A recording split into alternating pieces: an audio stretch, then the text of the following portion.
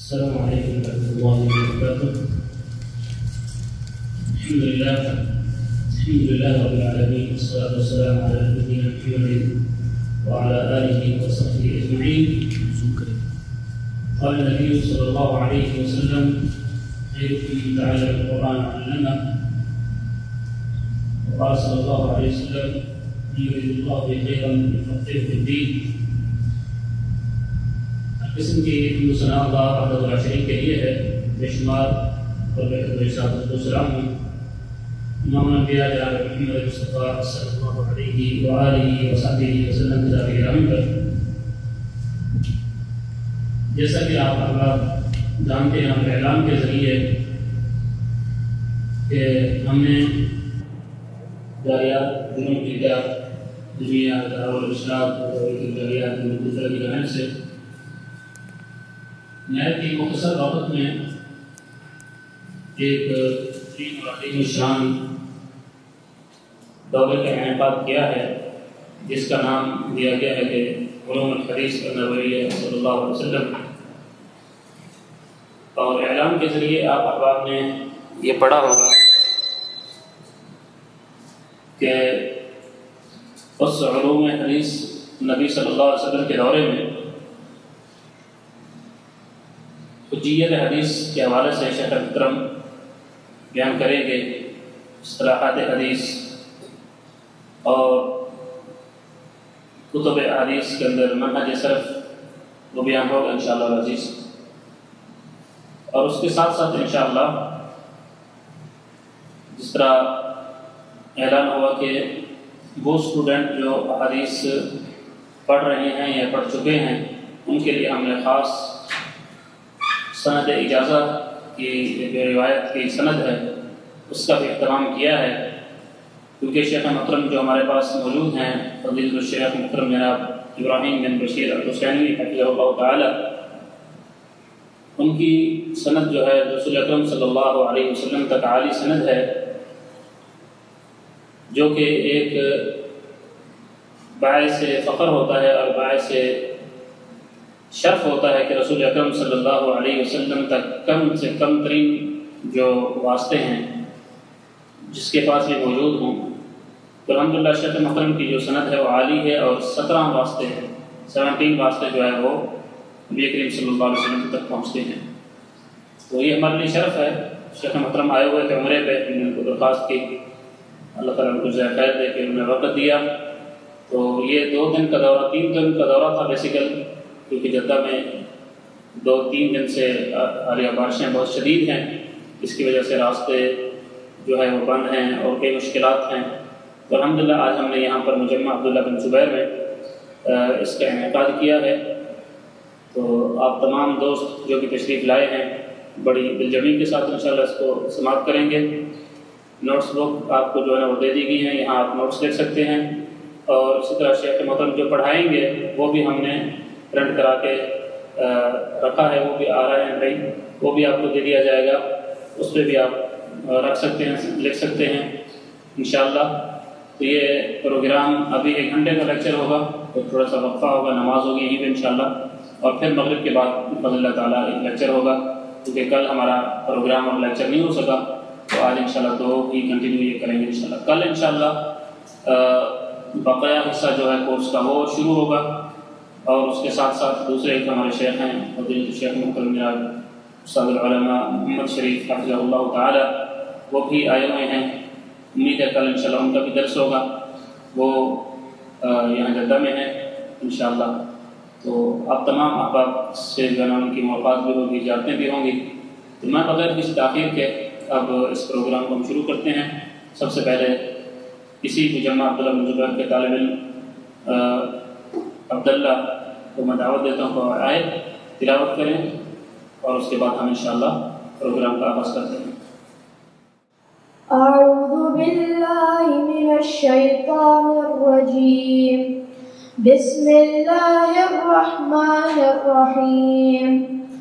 والشمس وضحاها والقمر اذا تلاها والنهار إذا جلاها والليل إذا يغشاها والسماء وما بناها والأرض وما طحاها ونفس وما سواها فألهمها فجورها وتقواها قد أفلح من زكاها وقد خاب من دساها كذبت ثمود بتقواها إذ انبعث أشقاها فقال لهم رسول الله ناقة الله وسقياها فكذبوه فعقروها فدمدم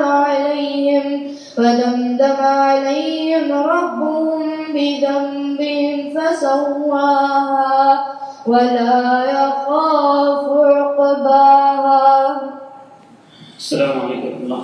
جزاک اللہ خیر. ماشاء اللہ بہت پیاری تلاوت کی عبداللہ نے. اللہ تعالیٰ اس کو عالم بعمل بنائے انشاءاللہ اور اپنے والدین کی یہ صدقہ جاریہ اور ہم کی ٹھنڈک. بغیر کسی تاخیر کے ہم پروگرام شروع کرتے ہیں اور میں اپنے مہمان فضیلت الشیخ محترم جناب ابراہیم بن بشیر الحسینوی حفظہ اللہ تعالی جو کہ تشریف لائے ہیں ان کو دعوت خطاب دیتا ہوں. فلیتفضل فضیلت الشیخ. بارک اللہ فیکم. جزاک اللہ خیر محسن جزا. السلام علیکم ورحمۃ اللہ وبرکاتہ. نحمده ونصلي على رسوله الكريم. أشهد أن لا إله إلا الله وأشهد أن محمدا عبده ورسوله. أما بعد فقال رسول الله صلى الله عليه وسلم نظر الله امرأ سمع مقالتي فحفظها ووعاها وأداها كما سمعها. ہمارے پیارے پیغمبر محمد رسول اللہ صلی اللہ علیہ وسلم نے ارشاد فرمایا اللہ رب العالمین اس شخص کا چہرہ تر و تازہ رکھے، خوش خرم رکھے. کون؟ جس نے میری بات کو سنا، میری حدیث کو سنا، سن کر دوسرا کام ہے فحافظہا، اس کو یاد کیا. ہمیں اپنی کمیوں کا احساس ہے. جتنا کچھ آج تک ہم نے سنا ہے اگر مسلمان اس کو یاد کر لیتے تو ہر کوئی عالم حدیث ہوتا، حافظ حدیث ہوتا، عالم دین ہوتا. نظر اللہ امرأ سمع مقالتی فحفظها، حدیث سنی اس کو یاد کیا. افسوس ہم بچپن سے سنتے آ رہے ہیں علماء کرام کو، لیکن ہم نے جو سنا اس کو یاد نہیں کیا. جس لیول کا شخص جس بستی کو مل جائے گا اسی لیول کے لوگ، بستی والے بچے، خواتین اسی لیول کا ذہن رکھیں گے اور وہ آگے نکلیں گے. امام دارقطنی رحمہ اللہ ایک بہت بڑے امام اور محدث گزرے ہیں. وہ طلب حدیث کے لیے محدثین کی کلاسوں میں جایا کرتے تھے. اس قدر ان کی عمر تھوڑی تھی، چھوٹی عمر والے تھے کہ ان کے ہاتھ میں روٹی ہوتی تھی، روٹی کے اوپر سالن ہوتا تھا. مطلب بچے تھے، 4-5 سال کے بچے تھے شعور تھا. مدرسے تلاش کرتے، محدثین کے پاس بیٹھتے، ان چیزوں کو یاد کرتے، لکھتے. اللہ تعالیٰ نے ان کو اپنے دور کا بہت بڑا امام اور محدث بنا دیا. بر صغیر پاک و ہند میں چیز کو یاد کرنا، خطیب صاحب نے 20 منٹ کا خطبہ دیا، درس دیا، پبلک نے سنا، اس کو دہرانے کا رواج نہیں ہے، مذاکرے کا رواج نہیں ہے. اہم محدثین فرمایا کرتے تھے کہ جو قوم حدیث کا مذاکرہ کرتی ہے وہ حدیث کو یاد کر لے گی. ہم سارے فیملیوں والے ہیں، ابھی سے ہم اپنا ذہن بنائیں. جو میں نے حدیث سننی ہے، جو قرآن کریم سننا ہے، میں نے اپنے بیٹوں کے ساتھ، بیٹیوں کے ساتھ، گھر میں دوستوں میں بیٹھ کر اس کا میں نے مذاکرہ کرنا ہے، اس کو دہرانا ہے. نظر اللہ امرأ سمع مقالتی فحفظها ووعاها. یاد کر لیا، جو سنا. یاد کرنا کافی نہیں ہے، ووعاها، اس کو اچھی طرح یاد کرنا ہے اور اسے یاد رکھنا ہے. جب مجھے یہ ٹینشن لگی ہوگی، میں نے محمد رسول اللہ صلی اللہ علیہ وسلم کا وارث بننا ہے، حدیث کا طالب علم بننا ہے، اپنے چہرے کو خوش و خرم رکھنا ہے، تر و تازہ رکھنا ہے. قیامت والے دن خدام حدیث کی صف میں نے کھڑا ہونا ہے، تو پھر میں ضرور حدیث کو سن کر اس کو لکھوں گا، یاد کروں گا، پھر گاہے بگاہے اس حدیث کا مذاکرہ کروں گا. فَحَفِظَهَا وَوَعَاهَا وَأَدَّاهَا. یاد کر لیا، یاد رکھا، پھر اس کو آگے ادا کرنا ہے. آگے ادا کرنے کے دو طریقے ہیں. ایک ہے زبان کے ساتھ آگے ابلاغ کرنا ہے، تبلیغ کر دینی ہے، پہنچا دینا ہے. دوسرا طریقہ لکھ کر اس کو آگے پہنچانا ہے. جو لکھا اس کو آگے منتقل کر دیا.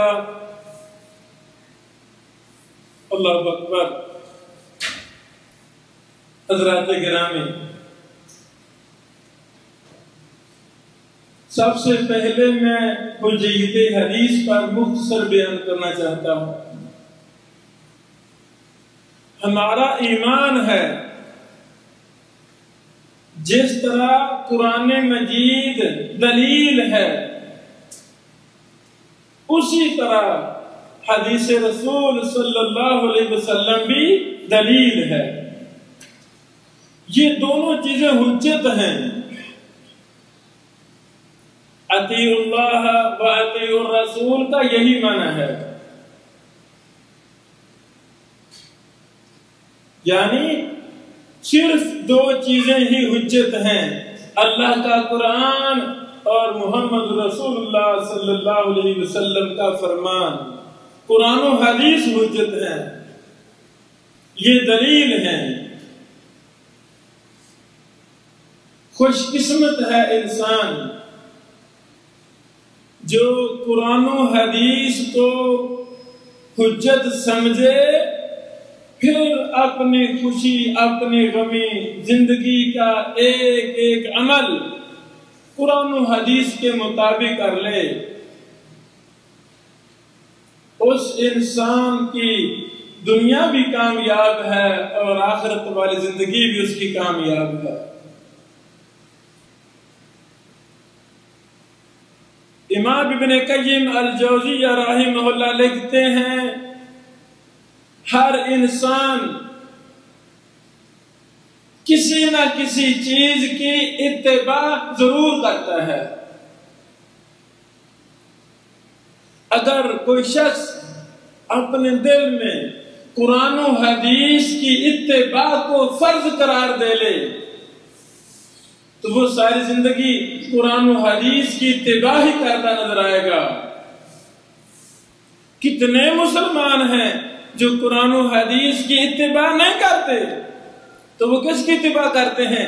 ابن قیم فرماتے ہیں جو قرآن و حدیث کا متبع نہیں ہے وہ اپنی خواہشات کی متبع ہے. وہ شیطان کا متبع ہے، شیطان کی پیروی کرتا ہے. آئیں ہم اپنے ایمان کا حصہ بنا لیں کہ صرف دو ہی چیزیں حجت ہیں، ایک قرآن ہے دوسری حدیث ہے.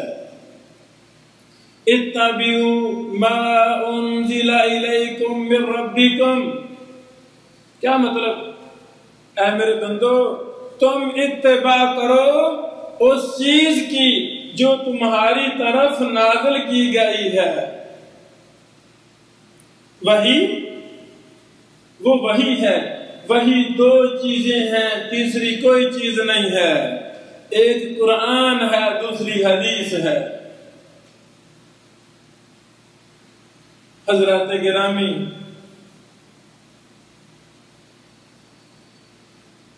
قرآن مجید مختصر سی کتاب ہے.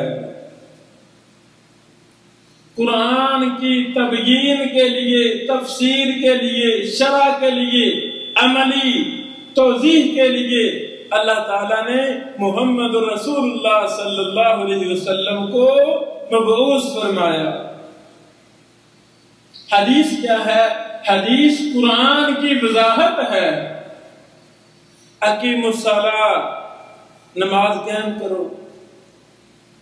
قرآن مجید میں نماز قائم کرنے کا طریقہ نہیں ہے. رسول اللہ صلی اللہ علیہ وسلم نے پوری زندگی نماز پڑھ کے ایک ایک چیز امت پر واضح کر دی کہ میرے امتیو، اللہ نے کہا نماز پڑھو تو نماز کیسے پڑھنی ہے؟ صلو کما رأیتمونی اصلی. حدیث قرآن کی تشریح ہے. تو جس طرح قرآن حجت ہے، دلیل ہے، بعینی ہی حدیث بھی حجت ہے اور دلیل ہے. وَالنَّجْمِ إِذَا هَوَى مَا ضَلَّ صَاحِبُكُمْ وَمَا غَوَى وَمَا يَنطِقُ عَنِ الْهَوَى إِنْ هُوَ إِلَّا وَحْيٌ يُوحَى. اللہ رب العالمین نے قرآن مجید میں اپنے پیارے پیغمبر محمد رسول اللہ صلی اللہ علیہ وسلم کی خوبی بیان کی ہے. وَمَا يَنطِقُ عَنِ الْهَوَى کہ نبی کائنات صلی اللہ علیہ وسلم اپنی طرف سے بولتے ہی نہیں. جو دل میں آیا بات کر دی نہیں. امتی اور نبی میں بہت زیادہ فرق ہیں. محمد رسول اللہ صلی اللہ علیہ وسلم جب بھی بولتے تھے تو وہ بعینی ہی وحی ہوا کرتی تھی. ان ہوا الا وحی یوحا. ہمارا ایمان ہے کہ ہر صحیح حدیث وحی ہے. صحیح بخاری، صحیح مسلم، جتنی بھی کتب حدیث ہیں، جتنی بھی صحیح احادیث ہیں، ہمارا ایمان ہے ہر صحیح حدیث وحی ہے جیسے قرآن مجید وحی ہے. حضرات گرامی، اللہ محدثین کی قبروں پر کروڑوں رحمت نازل فرمائے. امام بخاری کو ہی لے لیں. امام بخاری رحمہ اللہ نے صحیح بخاری کے آخر میں ایک مستقل کتاب کا عنوان قائم کیا ہے، کتاب الاعتصام بالکتاب والسنہ۔ کیا مطلب؟ کتاب و سنت کو مضبوطی سے پکڑنے کی کتاب۔ ہمارے پاس دو ہی چیزیں ہیں جن کو مضبوطی سے پکڑنے کا حکم ہے، ایک قرآن ہے، دوسری حدیث ہے۔ یہ جو ابھی ہم آپ کو مذکرہ دے رہے ہیں، اس میں ایک ایک بات باحوالہ میں نے جدہ میں ہی بیٹھ کر لکھی۔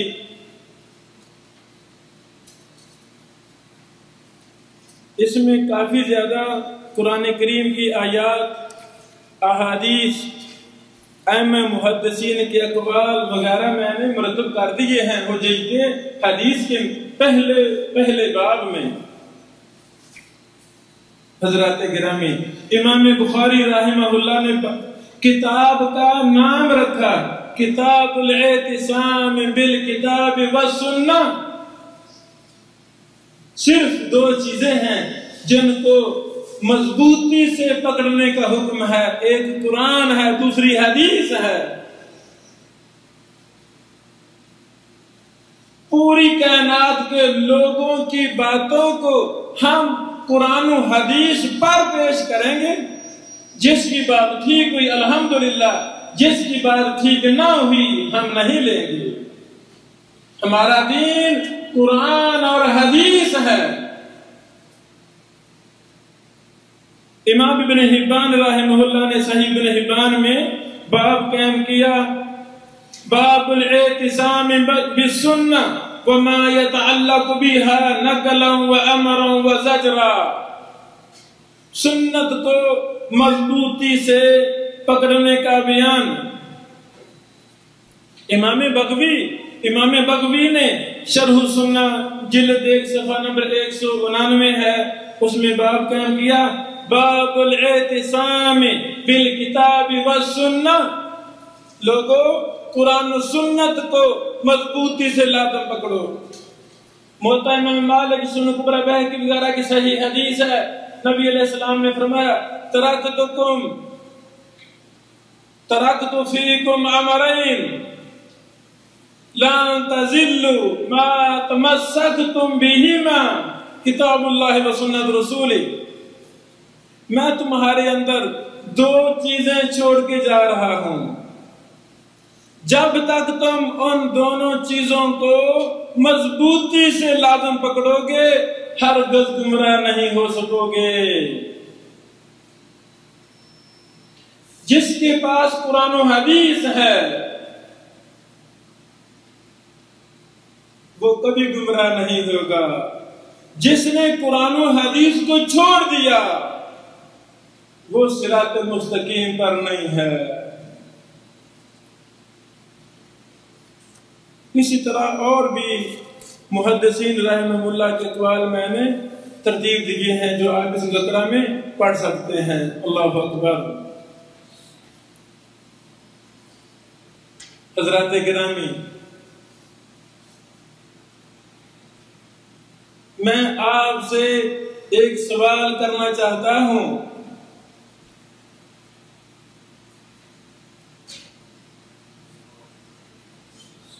رسول اللہ صلی اللہ علیہ وسلم کے مبارک دور میں اور آپ پیدا ہوتے، کلمہ پڑھ کر مسلمان ہو جاتے، مجھے بتائیں کہ ہم رسول اللہ صلی اللہ علیہ وسلم کے ساتھ کیسا تعلق رکھتے، کیسا تعلق رکھتے؟ اللہ اکبر، اللہ اکبر۔ ہمیں حکم ہے اے مسلمانوں، اس طرح ایمان لاؤ جس طرح صحابہ کرام ایمان لائے تھے۔ جیسا رویہ صحابہ کرام کا تھا ویسا ہی ہمارا رویہ ہونا تھا۔ ہائی درجے کی مضبوطی، نبی علیہ السلام کے جسم مبارک کا احترام، آپ علیہ السلام کی احادیث مبارکہ کا احترام، سنتے، ان کو یاد کرتے، پھر آگے پہنچاتے۔ لوگوں، ہمارے پاس محمد رسول اللہ صلی اللہ علیہ وسلم کی مبارک احادیث موجود ہیں۔ ہم نبی علیہ السلام کے مبارک دین کا، قرآن اور حدیث کا کیا احترام کرتے ہیں؟ میرا اتنا بڑا گھر ہے، بنگلہ ہے، سب کچھ ہے، نہیں ہے تو صحیح بخاری میرے گھر میں نہیں ہے،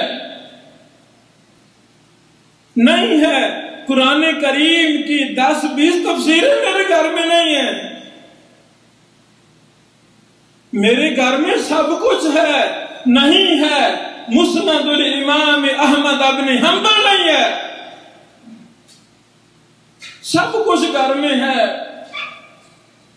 اب میری گاڑی کے لیے بھی میں نے الگ کمرے بنا دیے، ٹی وی لان بنا دیے، میں نے پتہ نہیں کیا کیا کچھ میں نے گھر میں بنا دیا۔ اگر نہیں بنایا تو میں نے قرآن اور حدیث روم نہیں بنایا۔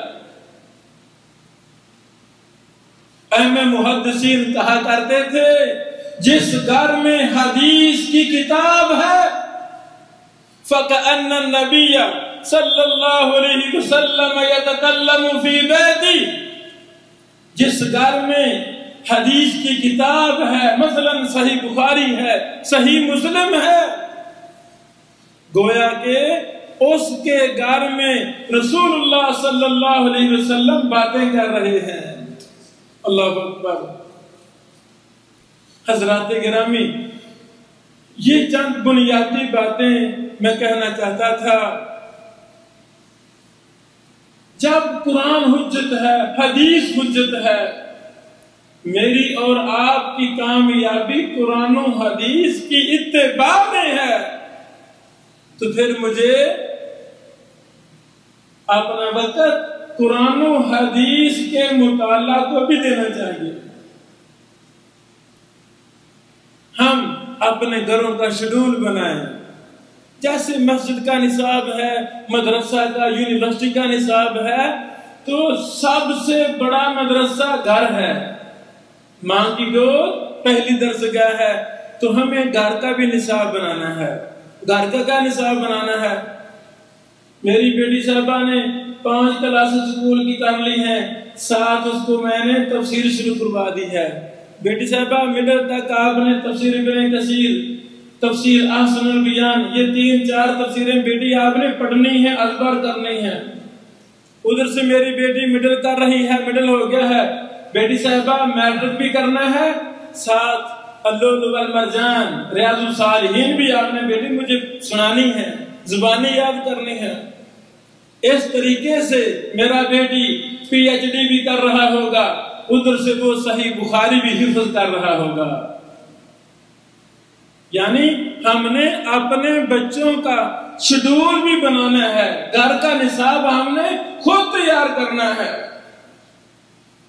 تاکہ ہماری نسبت محمد رسول اللہ صلی اللہ علیہ وسلم کے ساتھ قائم ہو جائے۔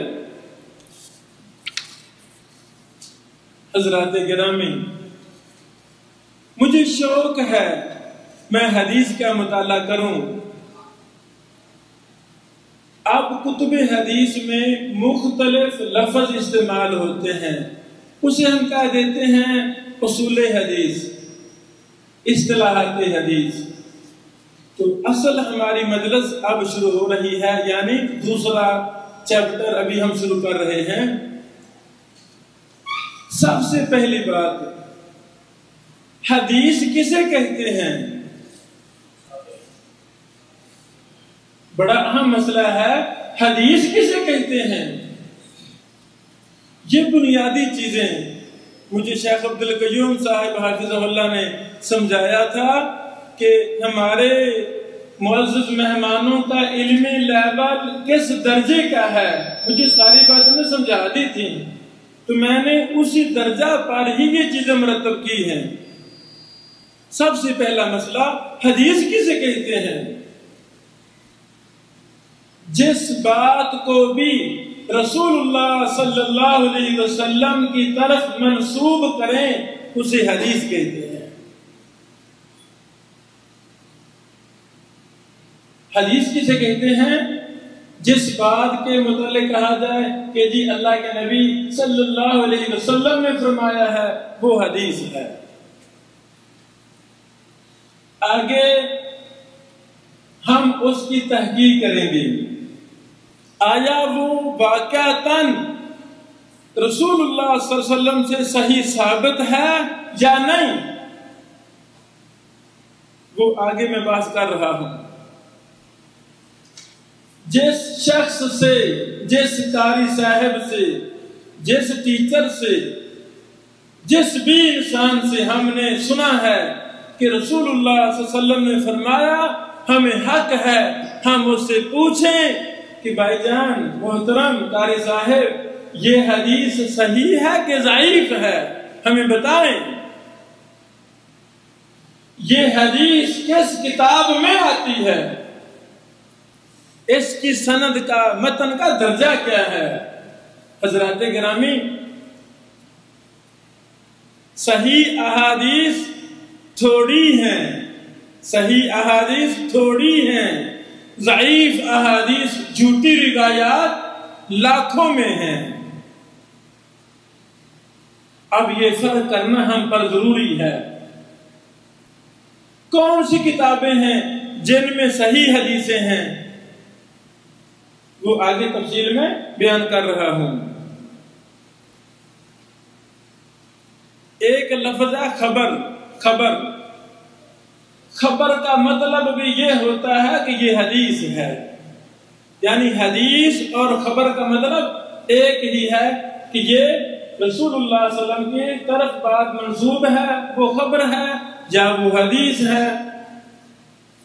اثر، الف سا را، اثر، جو چیز صحابہ کرام رضوان اللہ علیہ مجمعین اور تابعین کی طرف منسوب ہو اسے کیا دیتے ہیں؟ اثر۔ صحابی کی بات کو اثر کیا دیتے ہیں، تابعی کی بات کو اثر کیا دیتے ہیں۔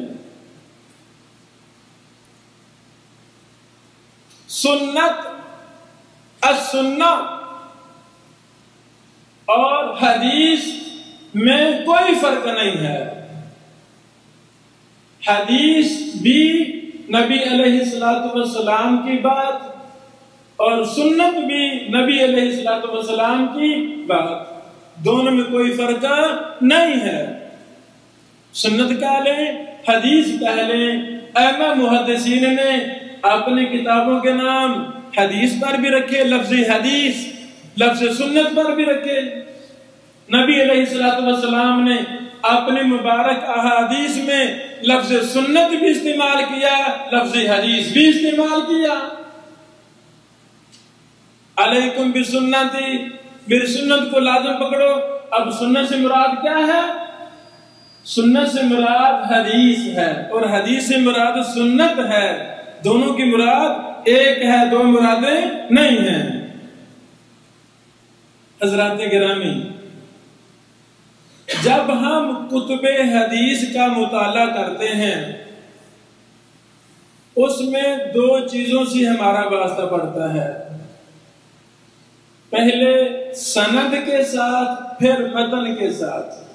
قال قال رسول اللہ صلی اللہ علیہ وسلم انما الاعمال بالنیات، یہ متن ہے، یہ حدیث کا متن ہے، رسول اللہ صلی اللہ علیہ وسلم کا مبارک فرمان ہے، حدیث ہے۔ امام بخاری رحمہ اللہ کو یہ حدیث کیسے ملی؟ انہوں نے اپنے استاد سے اس حدیث کو سنا، امام حمیدی رحمہ اللہ سے حرم مکی میں امام حمیدی حدیث پڑھایا کرتے تھے، امام بخاری اپنی ماں کے ساتھ حج عمرہ کے لیے آئے تھے، 2 بھائی آئے تھے، 2 ہی بھائی تھے۔ جب واپس جانے لگے، امام بخاری کا نام تھا محمد بن اسماعیل بن ابراہیم بخاری رحمہ اللہ۔ انہوں نے کہا ماں جی میں نے تو یہاں حدیث پڑھنی ہے، آپ جا سکتے ہیں۔ دوسرے کا نام تھا احمد، محمد اور احمد 2 بھائی تھے۔ احمد پیچھے چلا گیا، اپنا تجارت کاروبار میں مصروف ہو گیا، علم زیادہ حاصل نہ کیا، نہ محدث بنے۔ امام بخاری یہاں ہی رک گئے۔ امام حمیدی رحمہ اللہ حرم مکی میں پڑھا رہے تھے، امام اسحاق بن راہویہ وہ پڑھا رہے تھے، اس طرح کبار محدثین پڑھا رہے تھے۔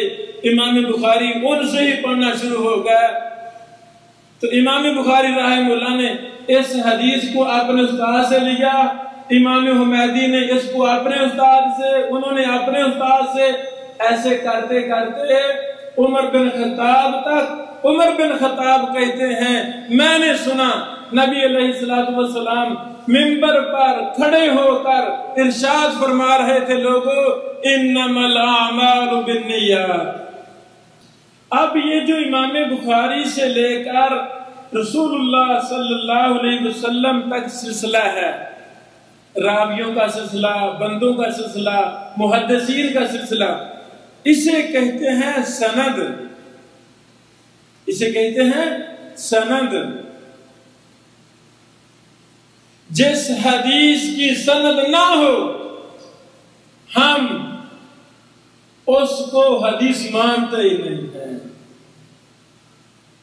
حدیث کون ہوتی ہے؟ جو با سند صحیح ثابت ہو۔ گمراہ لوگوں نے اپنی طرف سے باتیں بنا کر کہہ دیا جی اللہ کے نبی علیہ السلام نے فرمایا، تو مان لیں گے؟ نہیں، سند لاؤ۔ آپ تک یہ حدیث کیسے پہنچی ہے؟ آپ کے استاد کا نام کیا ہے؟ جی فلاں ہے، ہم اس کی تحقیق کریں گے، یہ اس کا شاگرد ہے کہ نہیں؟ اس کے علاقے میں چلے گئے، جی آپ کا فلاں بندہ تھا راوی حدیث، جی تھا، وہ کیسا بندہ تھا؟ وہ بھی چور تھا، وہ 2 نمبر انسان تھا، جھوٹا تھا۔ پتہ چل گیا نا؟ جب جھوٹا بندہ ہے اپنی طرف سے روایتیں بیان کرتا تھا یا اپنی باتوں میں جھوٹ بولتا تھا، ہم اس کی روایت لیں گے؟ نہیں لیں گے۔ اسے کہتے ہیں سند۔ سند کی تعریف کیا ہے؟ حدیث تک پہنچنے کا طریقہ۔ حدیث متن حدیث تو آگے ہے، تو وہاں تک جو ہم پہنچے ہیں اسے کہتے ہیں سند۔ سیاق الادا، سند کے اندر آپ پڑھیں گے کہیں آئے گا حدثنا، کہیں اخبارنا، کہیں انباءنا، کہیں سمعت، کہیں قال، کہیں عن۔ ان لفظوں کو محدثین نے کہا ہے سیاق الادا، حدیث کو ادا کرنے کے طریقے۔ آسان لفظوں میں آپ سن رہے ہیں، میں بیان کر رہا ہوں۔ اب عربی زبان میں اس کو آپ کیسے بیان کریں گے؟ حدثنا ابراہیم بن بشیر۔ میں خاموش ہو جاؤں، میں سن رہا ہوں، محترم ہمارا بھائی پڑھ رہا ہے، ہم سارے سن رہے ہیں، آپ نے باہر جا کے کیسے بیان کرنا ہے؟ کیا نام؟ فہد۔ اخبارنا فہد۔ طالب علم پڑھ رہا ہے، شیخ سن رہا ہے، طلبہ سارے سن رہے ہیں، تو باہر کیسے بیان کریں گے؟ اخبارنا فہد۔ یعنی یہ باریک فرق ہے، باریک تھوڑے فرق ہیں۔ بہرحال سند کو بیان کرنے میں جو سیغے الفاظ استعمال ہوتے ہیں ان کو کہتے ہیں سیاغ الآداب۔ جب ہمیں شوق پیدا ہو جائے گا، جب ہمیں شوق پیدا ہو جائے گا، ہم ایک ایک بات پر 100 کتاب کا مطالعہ کریں گے، یہی فن میں ہم امام اور محدث بن جائیں گے۔ ہمارے ہاں یہ بات غلط ہے، غلط مشہور ہوئی ہے، نہیں جی میری عمر اب 30-40 سال ہو گئی ہے، اب تو وہ عمر کا زمانہ گزر گیا ہے طالب علم۔ نہیں، یہ بات غلط ہے۔ تاریخ میں 20 سینکڑوں نہیں، اکثر صحابہ کرام 30-40 سال کی عمر کے مسلمان ہوئے تھے۔ انہوں نے نبی علیہ الصلوۃ والسلام سے حدیث کو پڑھا، سنا، لکھا، زبانی یاد کیا، آگے پہنچایا، اور وہ راوی حدیث بن گئے۔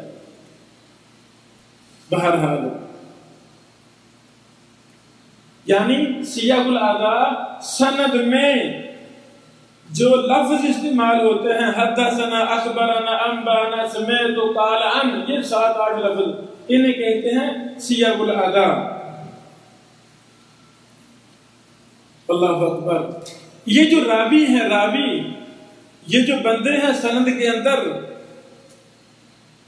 اگر ان میں سے سارے ہی ثقہ ہیں، کوئی ضعیف نہیں ہے، جھوٹا راوی نہیں ہے، کذاب نہیں ہے، حدیثیں گڑنے والا نہیں ہے، مطعون راوی نہیں ہے، باقی شرطیں بھی ہیں، تو یہ حدیث صحیح ہو جائے گی۔ جرح کا مطلب ہوتا ہے زخم، عیب، یہ جی گندا بندہ ہے، اس کا اخلاق ٹھیک نہیں ہے، ان کا حافظہ ٹھیک نہیں ہے۔ گھر سے جاتے ہیں پیاز لینے، آگے سے چینی لے آتے ہیں، ہوتا ہے نا ایسے، گھر والوں نے کہا جی پیاز لاؤ، پیاز لانے ہیں، رستے میں یاد کرتا کیا، ہاں جی کیا لینا ہے، جی میں نے چینی لینی ہے، یعنی ضبط۔ اللہ اکبر۔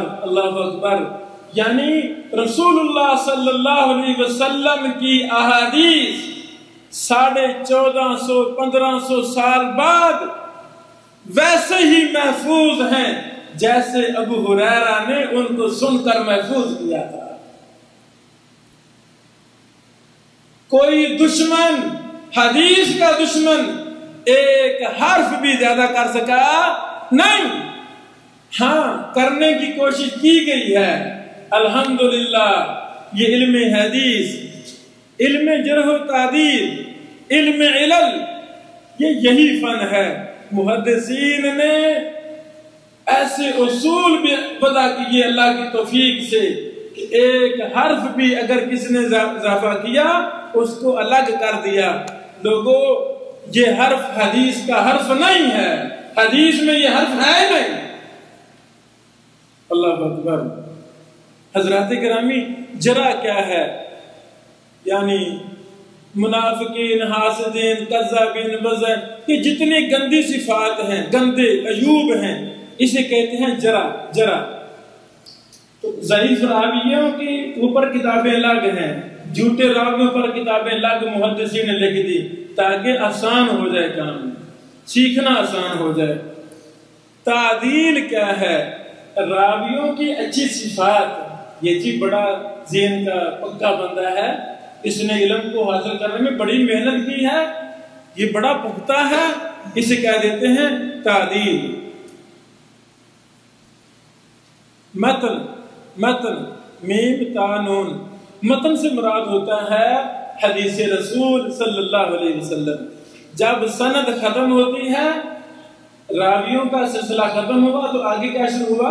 انما الاعمال بالنیات، اسے کیا دیتے ہیں؟ متن۔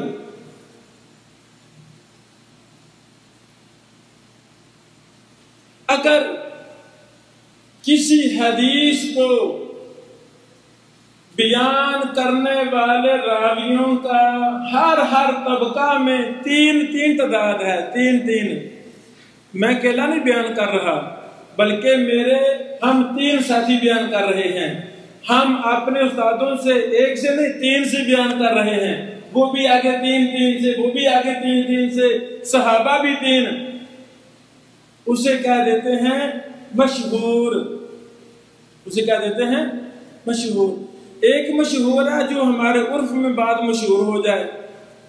کتنی حدیثیں ہیں جو ہمارے بچے کو پتا ہے، یہ بھی مشہور ہو گئی. اسے کہتے ہیں عرفی مشہور. ہمارے عرف میں ایک ہے محدثین کی اصطلاح میں جس حدیث کے روات ہر طبقے میں 3 ہوں، عام لفظوں میں 3 سندیں ہوں، جس کی 3 سندیں ہوں، اسے کیا کہیں گے؟ مشہور. جس حدیث کے ہر طبقے میں 2 راوی ہوں، 2 اسے کیا دیتے ہیں؟ عزیز. عزیز 2 راوی. میں بیان کر رہا ہوں، ایک دوسرا ساتھی بھی وہی بات بیان کر رہا ہے. یہ باتیں سنیں، باہر جا کے 2 بھائی یہ باتیں بیان کر دیں تو کہا جائے گا یہ عزیز ہے، کیونکہ 2 بیان کر رہے ہیں. میرا طبقہ ایک ہے، آپ کا طبقہ ایک ہے، میرے استادوں کا طبقہ ایک ہے، صحابہ کا طبقہ ایک ہے، تابعین کا ایک ہے. یہ طبقہ مراد ہے. اگر ایک ہی راوی بیان کرے، سند کے اندر کہیں ایک ہی راوی رہ جائے تو اسے کیا دیتے ہیں؟ غریب. ایک غریب ہے جس کے پاس روپیہ پیسہ نہیں ہے. تو اصول حدیث میں غریب سے کیا مراد ہے؟ کہ سند کے اندر کسی جگہ اکیلا راوی بیان کرے. وہاں 2 ہیں نہیں، 3 ہیں نہیں، صرف اکیلا راوی ہے، تو اسے کیا دیتے ہیں؟ غریب. اب ابھی ہم نے 2-4 اصطلاحات پڑھی ہیں. جب آپ حدیث کا مطالعہ کریں گے، خواہ وہ اردو والی ہی حدیث کا ترجمہ بھی کیوں نہ ہو، یہ لفظ وہاں استعمال ہوتے ہیں. جب ہم پڑھیں گے مشہور، عزیز، حدیث، متن، سند، تو فوراً پتا چلے گا اچھا یہ مراد ہے. میرے عزیزوں، مرتبہ کے لحاظ سے حدیث کی 2 قسمیں ہیں، صحیح، ضعیف. صحیح حدیث ہمارا دین ہے، ہمارا ایمان ہے، ہمارا یقین ہے کہ نبی علیہ السلام نے یہ فرمایا ہے، یہ ہے صحیح. ضعیف پر ہمارا ایمان نہیں ہے، ضعیف دین نہیں ہے. صحیح حدیث کب صحیح ہوگی؟ مسئلہ ہے صحیح حدیث کب صحیح ہوگی؟ جب حدیث میں 5 شرطیں پائی جائیں گی تب جا کر وہ حدیث صحیح ہوگی. پہلی شرط، راوی عادل ہونے چاہیے. دوسری شرط، راوی ضابط ہونے چاہیے. تیسری شرط، سند متصل ہونی چاہیے. چوتھی شرط، شاذ نہیں ہونی چاہیے. 5ویں شرط، معلول نہیں ہونی چاہیے. صحیح حدیث کسے کہتے ہیں؟ اس میں 5 شرطیں ہوں گی تب صحیح ہوگی، ورنہ نہیں. ایک بھی شرط کم ہے تو وہ حدیث صحیح نہیں ہے. گاڑی پنچر ہو جائے، ٹائر پنچر ہو جائے تو تسلی بخش کام ہو جائے، لیکن وہ ٹائر کو گاڑی کے ساتھ فٹ ہی نہ کرے، فٹ بھی کر دے تو ناٹ ہی نہ کسے، تو کام صحیح ہوگا نہیں، نقصان ہی نقصان ہے. تو جب تک ساری شرطیں نہ پائی جائیں تو ٹائر ہمیں کام نہیں دے گا. یہ 5 شرطیں جب کسی حدیث میں پائی جائیں گی تب جا کر وہ حدیث صحیح ہوگی. ایک بھی شرط کم ہے تو صحیح ثابت نہیں ہوگی. یوٹیوب آپ کے پاس چلتا ہے، اردو میں لکھیں یوٹیوب پر علوم الحدیث ابن بشیر، علوم الحدیث ابن بشیر. تو یہ ایک مسئلے پر گھنٹوں پر مشتمل میرے لیکچر موجود ہیں. یعنی مثلا سند اس کی پہلی شرط ہے راوی عادل ہو۔ بھائی عادل کا مطلب کیا ہے؟ عادل کا مطلب ہے قرآن و حدیث کا پابند، شرع کا پابند، قرآن و حدیث پر عمل کرنے والا انسان، اسے کہتے ہیں عادل۔ جو شخص نماز نہیں پڑھتا وہ عادل ہے؟ وہ عادل نہیں ہے۔ جس شخص کا عقیدہ ختم نبوت غلط ہے وہ عادل نہیں ہے۔ اب سمجھ گئے؟ نمازی ہو، پرہیزگار ہو، حلال کھانے والا، اللہ سے ڈرنے والا، اسے کہتے ہیں عادل۔ ہم وہ اس پیغمبر کے امتی ہیں جس نبی علیہ الصلوۃ والسلام کی احادیث کو بیان کرنے والے سارے اللہ سے ڈرنے والے تھے، متقی تھے، متبع سنت لوگ تھے۔ اگر کسی راوی میں کوئی کمزوری ہوتی تھی محدثین اس حدیث نہیں لیتے تھے۔ خلیفہ ہارون الرشید رحمہ اللہ کو پتا چلا ایک فلاں زندیق نے ہزاروں حدیثیں گھڑی ہیں، خود بنا کر کہا لوگوں اللہ کے نبی علیہ السلام نے بیان فرمایا ہے، دیہاتوں میں شہروں میں اس نے جسے عام کر دی۔ ان کو پتا چلا، فرمایا اسے پھانسی کے پھندے میں لٹکا دو، گردن اڑا دی جائے۔ وہ بولا خلیفہ اب کیا فائدہ مجھے قتل کرنے کا، میں نے ہزاروں حدیثیں لوگوں میں عام کر دی ہیں، اب واپس نہیں آئیں گی وہ۔ اس وقت خلیفہ نے بولا تھا وہ اللہ کے بندے اسحاق فزاری کہاں ہے، امام عبداللہ بن مبارک کہاں ہے؟ ان کو اللہ نے تیرے جیسے زندیقوں کی گڑی ہوئی باتوں کو، تیرے جیسے بندوں کی جھوٹی روایتوں کے جھوٹ کو عام کرنے کے لیے ہی پیدا کیا ہے۔ اللہ اکبر۔ سمجھ لگا مسئلہ؟ راوی عادل ہو مطلب نیک ہو، متبع قرآن و سنت ہوگا، روایت لیں گے ورنہ نہیں لیں گے۔ دوسری شرط ہے ضابط ہو۔ ضابط کیا مطلب؟ حافظہ مضبوط ہو، یا جو بات سنے اس کو ذہن میں محفوظ رکھ لے یا اس کو لکھ کر محفوظ کر لے، دونوں قسمیں ٹھیک ہیں۔ تیسری شرط سند متصل ہو۔ متصل کا کیا مطلب ہے؟ فہد بھائی ابراہیم بن بشیر سے ملا ہے، مجھ سے مل کر یہ علم لے رہا ہے، یہ ہے متصل۔ میں پاکستان کے بہت بڑے امام اور محدث ارشاد الحق اثری حافظہ اللہ سے ملا ہوں، ان سے میں نے علم حدیث لیا۔ ابھی کل جس ہمارے استاد محترم محدث الاثر حافظ محمد شریف حافظہ اللہ کا درس ہوگا، ہم استفادہ کریں گے۔ میں نے 3 سال ان سے علم لیا ہے۔ فہد بیٹا مجھ سے بیان کر رہا ہے، میں حافظ شریف صاحب سے بیان کر رہا ہوں، تو ہماری سند کیا ہے؟ متصل۔ سنگلی زنجیر، اس کی کڑیاں ملی ہوتی ہیں، وہ ہے متصل۔ اسی طرح مجھ سے لے کر محمد رسول اللہ صلی اللہ علیہ وسلم تک احادیث متصل ہیں۔ ہمارا ایمان ہے کہ ان میں کوئی کمی کوتاہی نہیں ہے، جیسے نبی علیہ الصلوۃ والسلام کے دور میں محفوظ تھی بعینہ، آج بھی وہ اسی طرح محفوظ ہے الحمدللہ۔ سند متصل سمجھ لگی آپ کو؟ اس نے نہ مجھے دیکھا، نہ سنا، نہ ملا، ایسے ہی چھوڑ دے میں نے ابن بشیر سے بیان کیا، تو آپ پکڑیں گے کہ نہیں پکڑیں گے؟ مامے خان کہاں تم نے ملے؟ کہاں ملے؟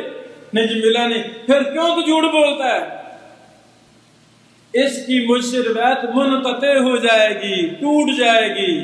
جب منقطع ہو جائے گی تو روایت صحیح کہ ضعیف ثابت ہو جائے گی۔ دین متصل سندوں کا نام ہے۔ سند متصل ہو، راوی عادل ہو، ضابط ہو۔ آگے ہے شاذ نہ ہو اور معلول نہ ہو. شاذ کیا ہوتی ہے؟ سکہ اوسط کی مخالفت نہ کرے. جہاں ماشاءاللہ 50-60 میرے نوجوان بھائی بزرگ موجود ہیں تو 40 کہہ رہے ہیں. ابراہیم بن بشیر نے کہا صحیح حدیث کی 5 شرطیں ہیں. فہد کہتا ہے نہیں انہوں نے کہا تھا 6 شرطیں ہیں. آپ بتائیں کس کی بات مانیں گے؟ یہ سکہ ہے لیکن آپ ایسے زیادہ سکہ ہیں اور تعداد بھی زیادہ ہے تو کن کی بات لیں گے؟ آپ کی. اس کی بات شاذ ہوگی، نئی بات لی جائے گی. اللہ اکبر. اسے کہتے ہیں شاذ. آخری شرط ہے معلول نہ ہو. معلول کیا ہے؟ معلول یہ ہے راوی کی کوئی اس میں غلطی نہیں ہونی چاہیے. انسان ہے نا، راوی بھی انسان ہے نا، تو راوی نے اس حدیث کو بیان کرنے میں کوئی غلطی نہ کی ہو. امام بخاری نے جب حدیث کو بیان کیا کوئی غلطی نہیں کی. امام حمیدی استاد نے جب بیان کیا کوئی غلطی نہیں کی. ان کے استاد ابن عیینہ نے بیان کیا تو غلطی نہیں کی. ایسے آخر تک وہ حدیث راویوں کی غلطیوں سے محفوظ ہونی چاہیے. اسے کہتے ہیں کہ روایت معلول نہ ہو. حضرات گرامی، غصہ نہیں کرنا میری بات کا، غصہ نہیں کرنا. ہم وارث تھے محمد رسول اللہ صلی اللہ علیہ وسلم کے وارث، نبی علیہ السلام کی مبارک احادیث کے وارث. یہ چیزیں تو ہمیں بچپن میں آنی چاہیے. ہم سے سستی ہو گئی ہے. مسند احمد بن حنبل میرے بیٹے فہد کو اب تک پڑھ لینی چاہیے تھی. ہم وارث ہیں نا، ہم وارث ہیں. ہم سے سستی ہو گئی ہے، ہمیں اپنے سستی کا اعتراف کرنا ہوگا. حضرات گرامی، ہاں بارک اللہ فیکم. یہاں تک صحیح تھی، آگے ہم نماز کے بعد شروع کریں گے. بارک اللہ فیکم. السلام علیکم ورحمۃ اللہ. ہمارا دین قرآن ہے اور صحیح حدیث ہے. کیا جو بھی کہہ دے رسول اللہ صلی اللہ علیہ وسلم نے فرمایا آیا وہ صحیح ہوتا ہے؟ نہیں. ہم تحقیق کریں گے. محدثین نے صحیح حدیث میں 5 شرطیں رکھی ہیں جن کی تفصیل میں نے مختصر بیان کی ہے پچھلے درس میں. جو حدیث ان شرطوں پر پورا اترے گی وہ ہمارا ایمان ہے، ہمارا دین ہے. جس میں ایک بھی شرط کم ہوگی تو وہ روایت صحیح نہیں ہے، وہ ضعیف ہے، اور ضعیف ہمارا دین نہیں ہے.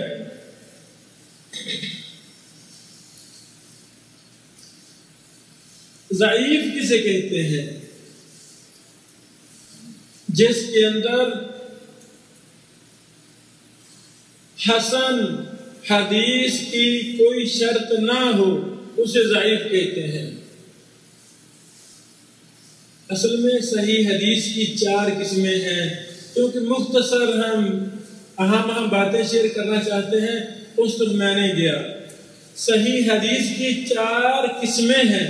پہلی قسم صحیح لذاتی ہی، دوسری قسم صحیح لغیری ہی، تیسری قسم حسن لذاتی ہی، اور چوتھی قسم حسن لغیری ہی.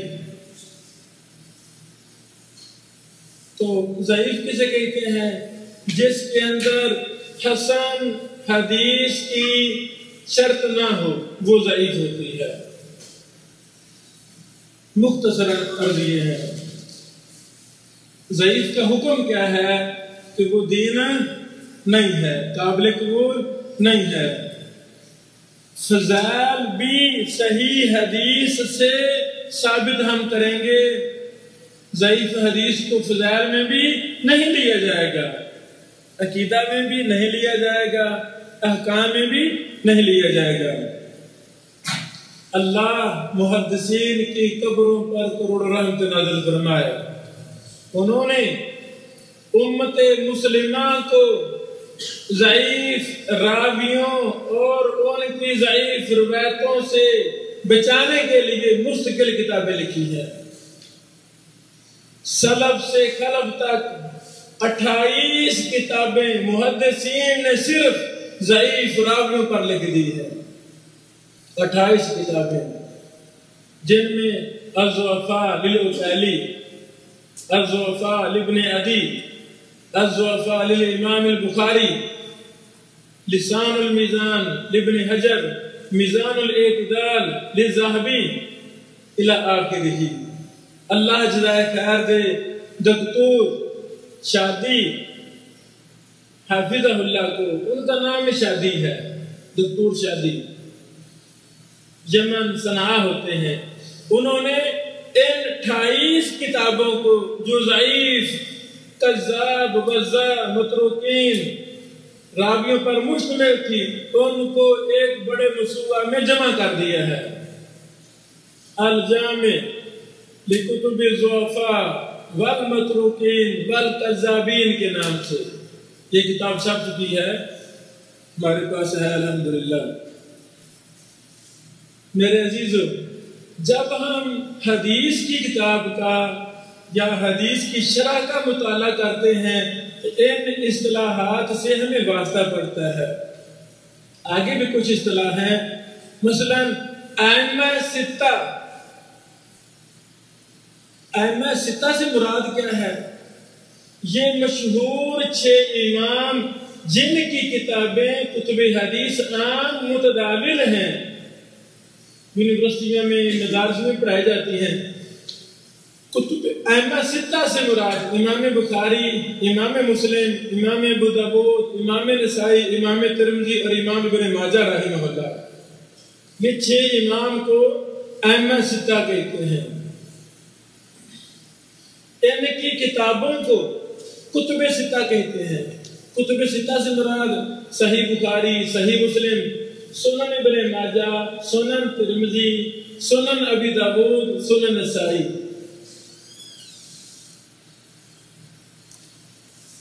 اجزاء یہ جمع ہے جز کی۔ ائمہ محدثین نے ایک مسئلہ پر مستقل کتابیں لکھی ہیں، ان کو اجزاء کہہ دیتے ہیں۔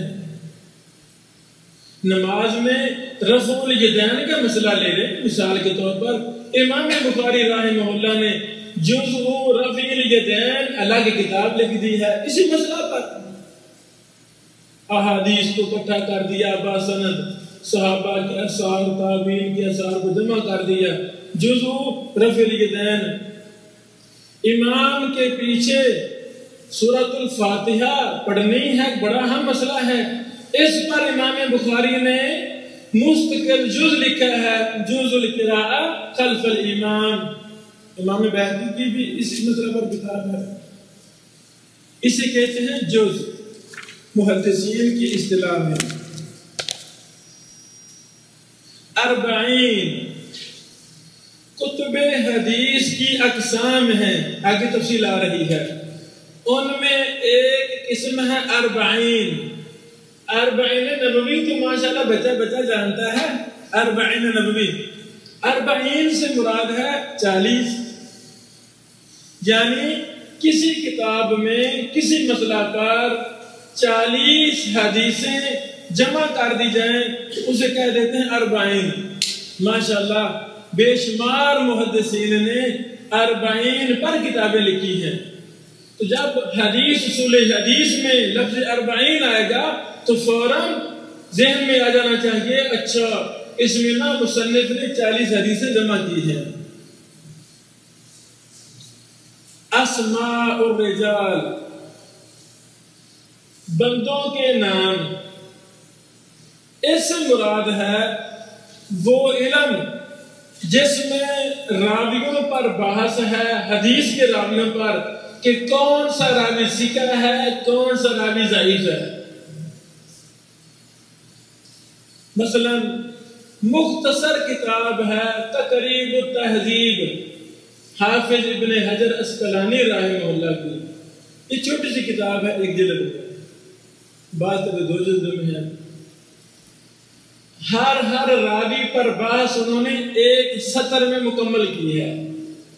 راوی کا نام، راوی کا طبقہ، درجہ، آگے اشارہ کر دیا خا میم تا دال قاف.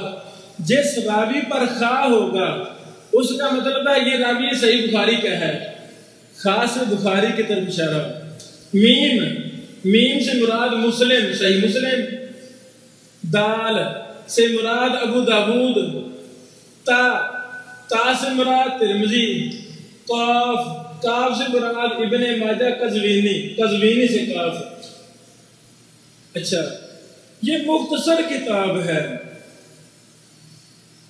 کتب ستہ کے راویوں پر مشتمل ہے. کوئی بھی راوی ہے، مثلا سفیان بن عیینہ کی حدیثیں کتب ستہ میں ہیں. سفیان بن عیینہ، جیسے ہم لغت ڈکشنری کی کتاب، انگلش ڈکشنری، عربی اردو حروف تہجی کے اعتبار سے لفظ تلاش کرتے ہیں، وہی طریقہ ہے جرح و تعدیل کی کتابوں میں راوی تلاش کرنے کا. سفیان بن عیینہ تو سین میں جائیں گے، سین کے بعد سین فا میں جائیں گے، سین فا کے بعد یا میں. سفیان آگے کئی ہوں گے، سفیان بن سعید ثوری، سفیان بن عیینہ، اور بھی سفیان ہوں گے. تو ہمارا مقصود سفیان بن عیینہ ہے. وہاں لکھا ہوگا کسی کا ہے، یہ امام ہے، حجت ہے. جب جرح و تعدیل کی کتابیں پڑھتے ہیں، راوی کو لکھا ہے سکہ. سکہ سے مراد کیا ہے؟ یہ راوی عادل بھی ہے، ضابط بھی ہے. اللہ محدثین کی قبروں پر کروڑوں رحمت نازل فرمائے، جنہوں نے امت مسلمہ کے لیے آسانی کر دی. جب لفظ سکہ بولیں گے مراد کیا؟ یہ راوی عادل بھی ہے، یعنی متبع قرآن و حدیث ہے، اور ضابط بھی ہے، مطلب اس کا حافظہ وہ بھی ٹھیک ہے. اور سکہ کی روایت صحیح لذات ہی ہوتی ہے. یعنی اگر حدیث کے سارے راوی سکہ ہیں اور کوئی علت نہیں ہے، شاذ نہیں ہے، سند منقطع نہیں ہے، تو وہ حدیث ہو جائے گی صحیح لذات ہی. ضبط تام ضبط ہے، اس کی روایت صحیح لذات ہی.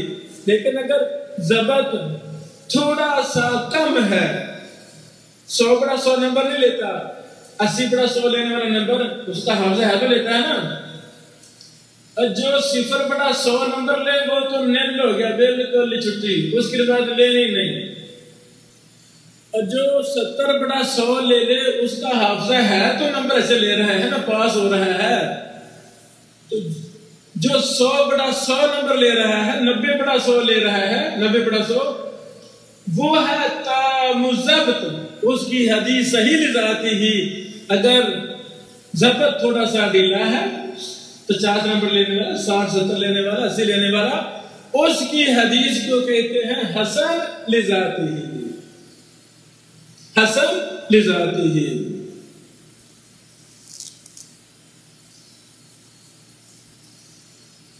کتب حدیث کی اقسام میں ایک قسم ہے جامع. صحیح بخاری بھی جامع ہے، صحیح مسلم بھی جامع ہے. تو جامع کس حدیث کی کتاب کو کہتے ہیں؟ یہ مسئلہ ہے. جس میں 8 قسم کی حدیثیں ہوں. ہر حدیث کی کتاب جامع نہیں ہے، تو جامع کسے کہیں گے؟ جس میں 8 قسم کی حدیثیں ہوں. پہلی قسم عقیدہ اور ایمان کی حدیثیں، دوسری احکام کی حدیثیں، تیسری رقاق زہد تقوی کی حدیثیں، چوتھی آداب کی حدیثیں، پانچویں تفسیر کی احادیثیں، چھٹی شمال کی حدیثیں، سیرت کی حدیثیں، ساتویں فتنوں کی حدیثیں، آٹھویں زہد اور اخلاق کی حدیثیں. جس کتاب میں یہ 8 قسموں کی حدیثیں ہوں اسے کہتے ہیں الجامع. مثال صحیح بخاری، صحیح مسلم۔ اصول حدیث کی کتابوں میں یا کتب حدیث میں لفظ شیخین بہت بولا جاتا ہے۔ شیخین، صحابہ کرام کا تذکرہ پڑھتے ہوئے جب لفظ شیخین بولا جائے تو مراد سیدنا ابو بکر، سیدنا عمر رضی اللہ عنہ۔ جب محدثین میں شیخین بولا جائے اس سے مراد امام بخاری اور امام مسلم رحمہ اللہ۔ شیخین، صحیحین، دو صحیح کتابیں، صحیحین سے مراد صحیح بخاری اور صحیح مسلم۔ وہ کون سی دو کتابیں ہیں جن میں ساری حدیثیں صحیح ہیں؟ ایک صحیح بخاری ہے، دوسری صحیح مسلم ہے۔ کتب حدیث 1000 کے قریب ہیں، چھوٹی بڑی تمام اقسام کی اجزاء کی جوامع، مصنفات، مستخرجات، مستدرکات، مسانید، سنن وغیرہ وغیرہ۔ جب ہم تمام کتب حدیث کا دراسہ کرتے ہیں تو 1000 کے قریب ہیں کتب حدیث۔ ان 1000 کے نزدیک کتب حدیث میں سے دو وہ کتابیں ہیں جن پر امت مسلمہ کے محدثین کا، خواہ وہ حنابلہ ہوں، شوافی ہوں، مالکی ہوں، احناف ہوں، سب کا اتفاق ہے کہ وہ دونوں کتابیں صحیح ہیں، ان کے حدیثیں صحیح ہیں، وہ صحیح بخاری اور صحیح مسلم ہے۔ اصح الکتب بعد کتاب اللہ، صحیح بخاری اور صحیح مسلم۔ مسلمان ہونے کے ناطے ہر مسلمان کو کم از کم قرآن مجید تفسیر کے ساتھ اور صحیح بخاری مسلم کو لازم کرنا چاہیے۔ 80-90% ہمارا دین قرآن مجید اور صحیح بخاری صحیح مسلم میں کمپلیٹ ہے۔ بقیہ 15-20% جو ہمارے دین کی صحیح احادیث ہیں وہ دیگر کتابوں میں ہے۔ اللہ کروڑوں رحمت نازل فرمائے ہمارے دور کے بہت بڑے امام اور محدث، مسجد نبوی کے استاذ، کلیہ حدیث مدینہ یونیورسٹی کے ڈین، میری مراد فضیلت الشیخ المحدث محمد ضیاء الرحمن العظمی رحمہ اللہ۔ اعظم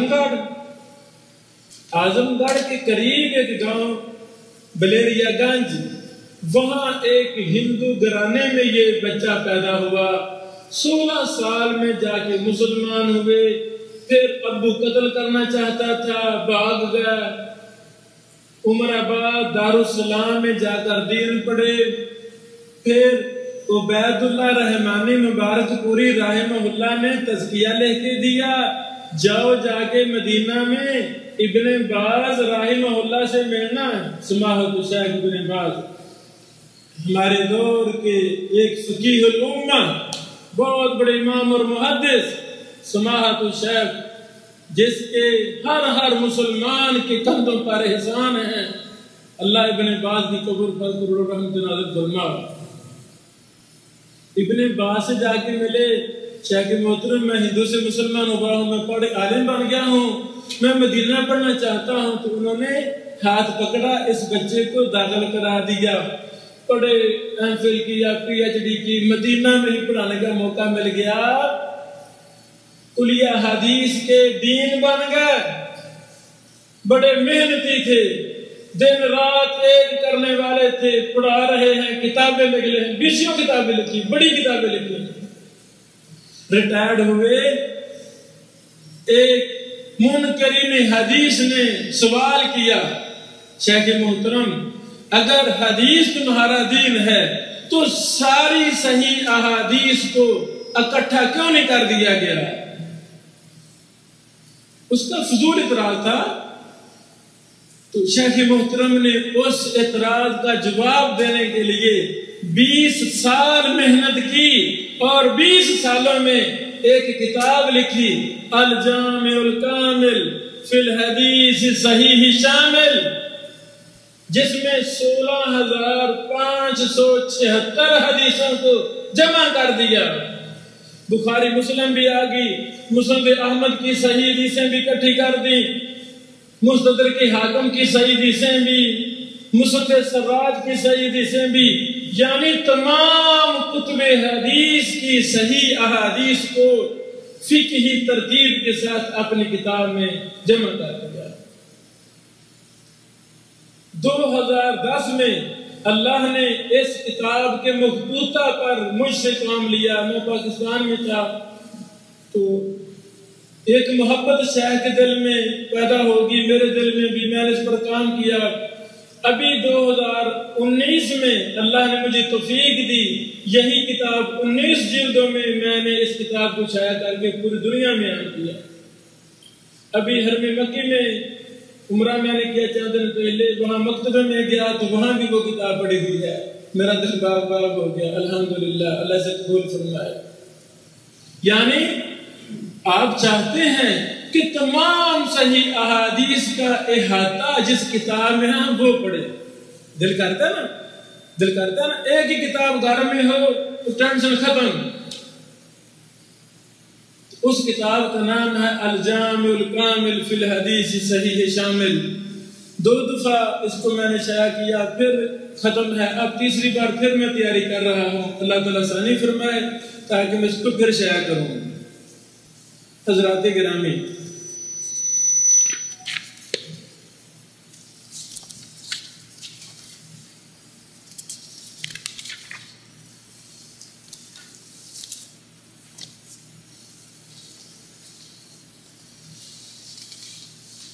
اصول حدیث کا جو تیسرا چیپٹر میں نے بنایا یہ بڑا اہم ہے۔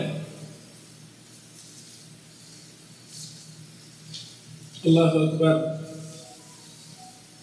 گاڑی ہے، گاڑی، کار لے لیں، اب کار کا ساز و سامان کتنے قسمیں ہیں، اس کی سپیئر پارٹس کتنے قسمیں ہیں، اسی طرح کتب حدیث کی قسمیں ہیں، ہر قسم کے الگ الگ مسائل ہیں، ہر قسم کی الگ الگ تفصیلات ہیں، ان کا بھی ہمیں کچھ نہ کچھ تعارف ضرور ہونا چاہیے۔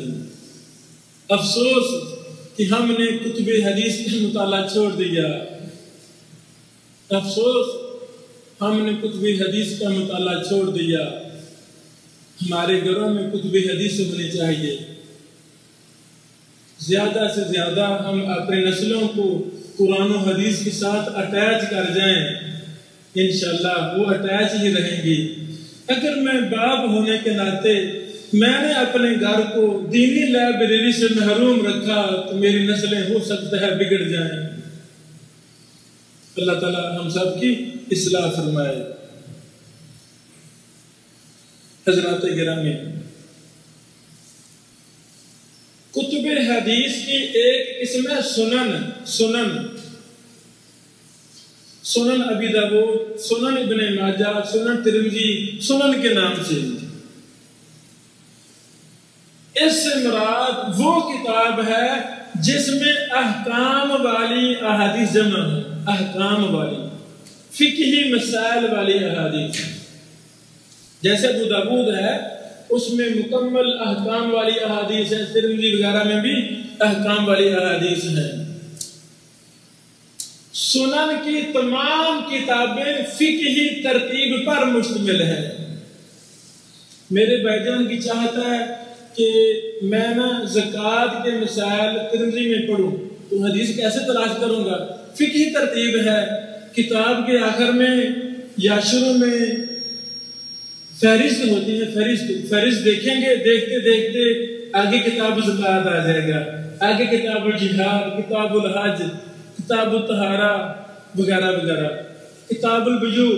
تو جو میری چاہت ہے میں اس کتاب پر جاؤں گا، آگے جو مسئلہ میں مثلا جانوروں کی زکوٰۃ، تو جانوروں کی زکوٰۃ وہاں ایک الگ باب ہوگا، وہ میں نکال کے صفحہ نمبر نکالوں گا تو ساری حدیثیں مجھے مل جائیں گی.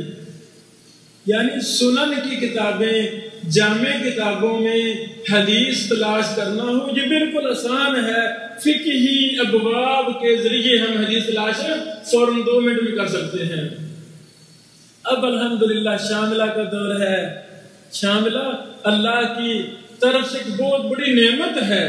جیسے محدثین کو لاکھوں حدیثیں زبانی یاد ہوا کرتی تھی، سندیں یاد ہوا کرتی تھی، شاملہ یہ مکہ مکرمہ کی ایک انتظامیہ نے یہ سافٹ ویئر تیار کیا ہے.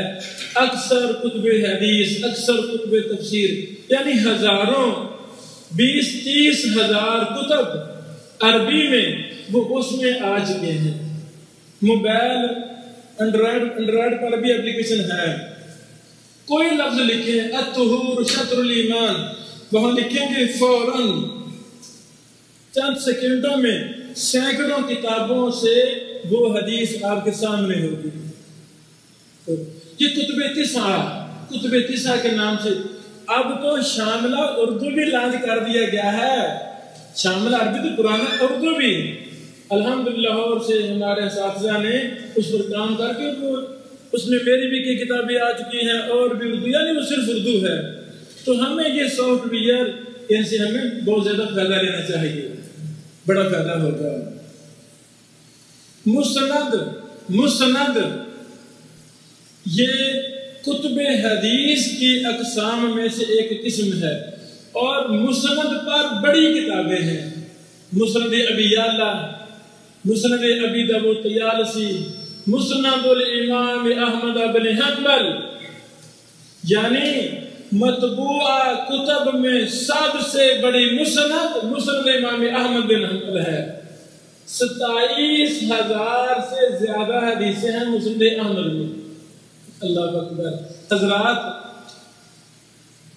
ہمیں محمد رسول اللہ صلی اللہ علیہ وسلم سے محبت ہے کہ نہیں؟ ہے نا. تو مسند احمد میرے نبی علیہ السلام کی احادیث پر مشتمل کتاب ہے. ہمیں پڑھنی چاہیے کہ نہیں پڑھنی چاہیے؟ آپ نے دیکھی تو ضرور ہوگی. فائدہ دیکھیے آپ نے مسند احمد. ہاں بیٹا یہ ہم نے پڑھنی ہے آپ کے ایمان کو تازہ کرنے کے لیے. یہ بہت بڑی کتاب ہے. یعنی جتنے کتابیں مطبوعہ ہیں سب سے بڑا ذخیرہ حدیث مسند امام احمد میں ہے. امام احمد بن حنبل نے لکھی یہ کتاب. 3 بادشاہوں نے تکلیفیں دی بغداد عراق میں خلق قرآن کی مسئلہ پر. عبداللہ بیٹا کہتا ہے ابو جی کے جسم میں اتنے لمبے لمبے زخم گہرے تھے کہ یہ پوری انگلی زخم میں داخل ہو جاتی تھی. اتنی تکلیفیں دی گئی امام احمد بن حنبل کو سال. کیوں کہ تو کیا قرآن مخلوق ہے. امام احمد فرماتے تھے نہیں، القرآن کلام اللہ، قرآن اللہ کی کلام ہے، اللہ کی صفت ہے. مخلوقات نے ختم ہو جانا ہے، اللہ کو بقا ہے، اللہ کی کلام کو بھی بقا ہے. اللہ ہمیشہ سے ہے، ہمیشہ رہے گا. قرآن بھی ہمیشہ سے ہے، ہمیشہ رہے گا. امام احمد ان تکلیفوں میں ہیں.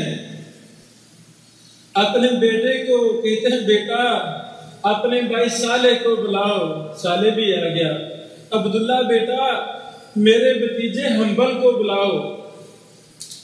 حنبل احمد بن محمد بن حنبل بن اسحاق بن حنبل، یعنی امام احمد کے چاچا کے بیٹے کا نام بھی حنبل تھا اور دادا کا نام بھی حنبل تھا. اصل نام ہے احمد بن محمد بن حنبل، تو مشہور احمد بن حنبل مشہور ہو گئے. تینوں کو اکٹھا کیا، کہا بیٹو میرا دل کرتا ہے ہم نہ میری مسند پڑھنا شروع کر دیں. اللہ اکبر. بیٹے کہتے ہیں ابو جی نے ساری مسند احمد ہمیں بیماری کی حالت میں گھر میں پڑھا دی. ہم ان کے وارث ہیں، وہ ہمارے بڑے تھے. گجرانوالہ کے ایک میرے استاد سے امام اور محدث حافظ عبد المنان نور پوری رحمہ اللہ، کسی بزرگ نے حدیث پوچھی، شیخ صاحب نے کہا یہ تو مسند احمد میں حدیث ہے، انہوں نے کہا نکال کے دکھاؤ۔ میں نے بھی آپ سے کہا نا کوئی بھی مسئلہ پوچھے تو استاد سے کہا جائے کہ شیخ نکال کے دکھائیں صحیح ہے کہ ضعیف ہے، ہم کیسے مان لیں؟ تو عبد المنان نور پوری صاحب رحمہ اللہ نے وہ حدیث تلاش کرنے کی خاطر مسند احمد ساری کر دی۔ اللہ اکبر، اللہ اکبر۔ آپ کا کیا خیال ہے ایک مرلہ زمین ہماری دادی دادا پردادا کے نام پر نہیں کھلائے، ہم قبضہ کرتے ہیں کہ نہیں کرتے؟ گولیاں چلا دیتے ہیں زمین کی خاطر، چند ٹکوں کی خاطر، چند مرلوں کی خاطر، چند کنالوں کی خاطر، ہم چند فٹ کی خاطر قتل کر دیتے ہیں۔ لوگو ہم حدیث کے وارث ہیں، ہم سنت کے وارث ہیں، ہم کتب حدیث کے وارث ہیں، ہم جرح و تعدیل کے وارث ہیں، ہم علم حدیث کے وارث ہیں۔ ان محدثین نے دن رات ایک کر کے حدیث کی خدمت کا حق ادا کر دیا، تو ہم کیا وہ پڑھ نہیں سکتے؟ ہم نے پڑھنا ہے انشاءاللہ۔ جب ہمارے سامنے مسند کتاب آئے گی، مسند کی ترتیب سنن کے علاوہ ہے، اس کی ترتیب اور ہوتی ہے۔ مسند کی ترتیب صحابہ کی ترتیب پر ہے۔ سب سے پہلے سیدنا ابوبکر صدیق کی احادیث رضی اللہ عنہ، پھر سیدنا عمر بن خطاب کی احادیث، پھر سیدنا عثمان غنی کی احادیث، پھر سیدنا علی رضی اللہ عنہ کی احادیث، پھر عشرہ مبشرہ کی احادیث، اس کے بعد دیگر صحابہ کرام کی احادیث۔ تو مسند حدیث کی ایک الگ قسم ہے۔ اس میں حدیث تلاش کرنی ہو تو آخر میں یا شروع میں مسانید صحابہ کی ترتیب ہوتی ہے۔ مثلا مسند زید بن ثابت، مثال کے طور پر ہم زید میں جائیں گے، وہاں ہم مسند زید مل جائے گی، تو جب زید پر آگے صفحہ نمبر نکالیں گے وہاں ہمیں مسند زید بن ثابت کی ساری حدیثیں ملیں گی۔ یہ طریقہ ہے مسند میں حدیث تلاش کرنے کا۔ حدیث کی قسم ہے مستخرج۔ مستخرج یہ حدیث کی کتابوں کی قسم ہے۔ مستخرج کسے کہتے ہیں؟ مصنف دوسری کتاب کی حدیثوں کو اپنی سندوں سے بیان کرے۔ صحیح بخاری ہے، مثلا حدیثیں صحیح بخاری کی سندیں میں نے اپنے اساتذہ سے حدیثیں لی، جو میری سند ہے، سندیں میری اور حدیثیں بخاری والی، اسے کہہ دیتے ہیں مستخرج۔ اس پر بھی کہ یہ کتابیں لکھی گئی ہیں۔ مستدرک یہ بھی کتب حدیث کی قسموں میں سے ایک قسم ہے۔ مستدرک کا معنی یہ ہوتا ہے مصنف دیکھے کہ فلاں کتاب میں اس کی شرط کے مطابق فلاں باتیں رہ گئی ہیں، فلاں حدیثیں رہ گئی ہیں، تو میں ان کو مکمل کر دوں، اسے کہہ دیتے ہیں مستدرک۔ مثلا امام بخاری رحمہ اللہ، امام مسلم رحمہ اللہ نے صحیح بخاری سے مسلم لکھی، امام حاکم ابو عبداللہ نے دیکھا کہ کتنی حدیثیں ہیں جو بخاری مسلم کی شرط پر ہیں یا ایک ہی شرط پر صحیح ہیں، وہ نہیں لا سکے، انہوں نے پھر مستدرک حاکم لکھ دی۔ سبحان اللہ۔ اس طرح مستدرک پر اور بھی کتابیں ہیں۔ ایک قسم ہے معجم، کافی کتابیں معجم ہیں۔ امام طبرانی رحمہ اللہ ایک مشہور امام گزرے ہیں، ان کی 3 کتابیں ہیں حدیث کی، تینوں ہی معجم کے نام سے، المعجم الکبیر طبرانی، المعجم الاوسط طبرانی، المعجم الصغیر طبرانی۔ تو معجم مصنف ایک خاص ترتیب کے ساتھ اپنے ہر استاد کی روایات کو الگ الگ جمع کرے۔ میں پہلے ایک استاد کی حدیث لے آؤں، پھر دوسری، پھر تیسری، یا اور بھی اس میں ترتیب محدثین لگا لیتے ہیں۔ حضرات گرامی، کتب حدیث میں سے ایک قسم ہے کتب صحاح۔ کتب صحاح، صحیح کی جمع ہے صحاح، یعنی وہ کتابیں جن کے محدثین نے کوشش کی ہے کہ ہم تو صحیح حدیثیں اکٹھی کریں گے بس۔ مثلا مسند احمد ہے، صحیح بھی رہتے ہیں ضعیف بھی ہیں، اکثر صحیح ہیں تھوڑی ضعیف ہیں۔ سنن اربع ابو داؤد ترمذی ابن ماجہ اکثر صحیح ہیں کچھ ضعیف بھی ہیں۔ دارقطنی، یعنی جتنے بھی کتابیں ہیں بخاری مسلم کے علاوہ ان میں صحیح بھی ہیں ضعیف بھی ہیں۔ تو 10-15 ایسی کتب حدیث ہیں جن کے مصنفین نے کوشش کی ہے کہ ہم تو صحیح حدیثیں لائیں گے، انہیں کہتے ہیں کتب صحاح۔ سب سے پہلے صحیح بخاری، صحیح مسلم، انہوں نے شرط لگائی ہم صحیح حدیثیں لائیں گے، صحیح حدیثیں ہی لائے۔ متقدمین متاخرین محدثین کا اتفاق ہے، اجماع ہے کہ بخاری مسلم کی باسند ساری حدیثیں صحیح ہیں۔ بات ختم ہوئی۔